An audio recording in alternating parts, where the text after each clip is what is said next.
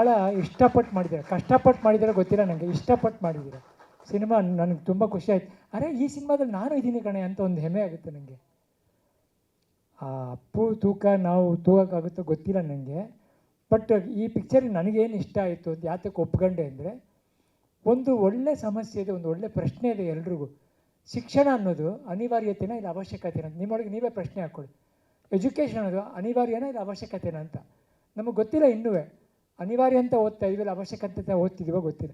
ಆ ಒಂದು ಮೂಲದಲ್ಲಿ ಒಂದು ಈ ಚಿತ್ರದ ಒಂದು ಕಥೆನ ಎಣೆದು ಸಿನಿಮಾ ಮಾಡಿದ್ದಾರೆ. ನನಗೆ ಕೆಲವು ಡೈಲಾಗ್ಗಳು ಕೊಟ್ಟಿದ್ದಾರೆ ಸಿನಿಮಾ, ಅದನ್ನು ಮಾತಾಡೋಷ್ಟು ತೂಕ ನನಗೆ ಇತ್ತೋ ಗೊತ್ತಿಲ್ಲ. ಬಟ್ ನಾನಂತೂ ತುಂಬ ಕಲ್ತ್ಕೊಂಡೆ ಮಾತಾಡಿ ಅದನ್ನ. ಓ ದೇವ್ರು, ಇದಕ್ಕೆ ನನಗೆ ಮತ್ತೆ ಆ್ಯಕ್ಟ್ ಮಾಡೋಕ್ಕೆ ಇನ್ನೊಂದು ಅವಕಾಶ ಕೊಟ್ಟಿದ್ದೀನಿ ಅಂತ ಅನ್ನಿಸ್ತು ನನಗೆ. ಮಾತಾಡ್ತಾ ಮಾತಾಡ್ತಾ ನನ್ನನ್ನು ನಾನೇ ಸುಧಾರಿಸ್ಕೊಂಡೆ. ನಾನು ಅಂದರೆ ನನ್ನನ್ನು ನಾನೇ ಸರಿ ಮಾಡಿಕೊಂಡೆ. ಹಿಂಗಿರ್ಬೇಕು ಇನ್ಮೇಲೆ, ನಾನು ಈ ಥರ ಪಾತ್ರಗಳು ಮಾಡಬೇಕು. ತುಂಬ ಖುಷಿ ಆಯ್ತು ನನಗೆ. ಕೆಲಸ ಕೊಟ್ಟಿದ್ದಾರೆ, ಅನ್ನ ಹಾಕಿದ್ದಾರೆ, ನನಗೆ ತುಂಬ ಖುಷಿ ಆಯಿತು. ಸಾಂಗ್ ನೋಡಿದ್ಮೇಲಂತೂ ನನಗೆ ರಂಗಾಯಣ ರಘು ನೋಡಿ ತುಂಬ ಖುಷಿ ಆಯಿತು. ನಾವು ಯಾವಾಗಲೂ ಕಾಮಿಡಿಗೋಸ್ಕರ ನೋಡ್ತೀವಿ, ಆ ಮನುಷ್ಯನಿಗೆ ಇನ್ನೊಂದು ಮುಖ ಇದೆ ಅಂತ ಯಾರಿಗೂ ಗೊತ್ತಿಲ್ಲ ರೀ. ಎಂಥ ಪಾರ್ಟ್ ಮಾಡಿ, ಏನು ಕಣ್ಣಲ್ಲೇ ಅವ್ರ ಹಾಡು ನೋಡಿ. ಈ ಹಾಡು ನೋಡಿ ನಾನು ಹೇಳಿದೆ ಮೊದಲು, ಈ ಹಾಡನ್ನ ಎಲ್ಲ ಕಡೆ ಬಿಡಿ ನೀವು, ತುಂಬ ಫೇಮಸ್ ಆಗುತ್ತೆ. ಚೆನ್ನಾಗಿ ಹಾಡಿದ್ದಾರೆ, ಚೆನ್ನಾಗಿ ಮಾಡಿದ್ದಾರೆ. ತೂಕ ಅದೇ ನಾನು ಮಾಡಿದ ತೂಕ ಅಲ್ಲ, ನಿಮ್ಗೆ ರಂಗಾಯಣ ರಘು ಇಂಥವ್ರು ಮಾಡೋದು ತೂಕ. ಪಾತ್ರ ಯಾವಾಗಲೂ ನಿಲ್ಲುತ್ತೆ, ಮನಸ್ಸಲ್ಲಿ ನಿಂತುಬಿಡುತ್ತೆ ಅದು. ನಿಜವಾದ ರಂಗ ಸಮುದ್ರ ಅನ್ನೋ ಟೈಟ್ಲಿಗೋಸ್ಕರ ಒಪ್ಕೊಂಡೆ ನಾನು. ಮೊದಲನೇದಾಗಿ ನನಗೆ ಡೈರೆಕ್ಟ್ರು ಫೋನ್ ಮಾಡಿ ರಾಜ್ಕುಮಾರ್ ಮಾತಾಡಿದ್ರು. ನನಗೆಲ್ಲೋ ಒಂಥರ ಹಬ್ಬ, ಆ ಹೆಸರು ಅಂದ ತಕ್ಷಣ ನನಗೆ ಒಂಥರ ಆಗ್ಬಿಡ್ತು. ಹೆಂಗಿದೆ ನೋಡಿ, ನನಗೆ ಸ್ಟ್ರೋಕೆಲ್ಲ ಆದಮೇಲೆ ಮೊದಲನೇ ಪಿಕ್ಚರ್ ಬಂದಿದ್ದು ಅಮ್ಮನ ಮನೆ ಬಂತು.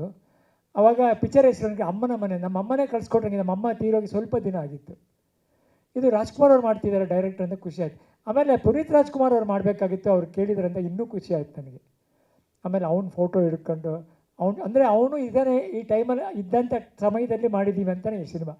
ಅಂದರೆ ನಾನು ಮಾಡೋ ಪೋರ್ಷನ್ಸ್ಗಳೆಲ್ಲ ಅಪ್ಪು ಇನ್ನೂ ಬದುಕಿದ್ದಾರೆ ಅಂತ, ಅಂದರೆ ಅವ್ರು ಇದ್ದ ಕಾಲದಲ್ಲಿ ಮಾಡಿದಂಥ ಒಂದು ಸಿನಿಮಾ ಆ ಥರನೇ ಬರುತ್ತೆ. ಅದಕ್ಕೆ ಅವ್ನು ಎಲ್ಲೇ ಹಿಂದಕ್ಕೆ ಯಾವ ಶಾರ್ಟಲ್ಲಿ ನೋಡಿ ಅಪ್ಪು ಶಿವಣ್ಣವ್ರು ಇದ್ದೇ ಇರ್ತಾರೆ.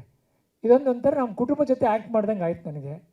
ತುಂಬ ಥ್ಯಾಂಕ್ಸ್ ಅಪ್ಪ, ನನಗೊಂದು ಒಳ್ಳೆ ಅವಕಾಶ ಕೊಟ್ಟರಿ, ನಾನು ಯಾವತ್ತೂ ಮರೆಯಲ್ಲ.